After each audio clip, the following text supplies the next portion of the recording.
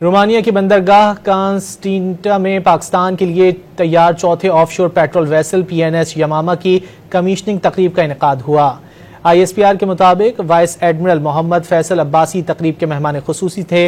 Romania navy के deputy fleet commander और Romania में पाकिस्तान के सफीर अरशद जान पठान ने भी खुसूसी शिरकत की। PNS यमामा कसीरुल मकासिद इंतहाई सुबुक रफ्तार जंगी बहरी जहाज है।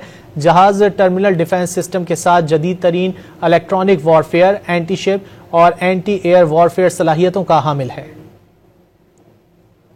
रोमानिया की बंदरगाह कांस्टेंटिना में पाकिस्तान के लिए तैयार चौथे ऑफशोर पेट्रोल वेसल PNS यमामा की कमीशनिंग तकरीब का इनेकाद हुआ।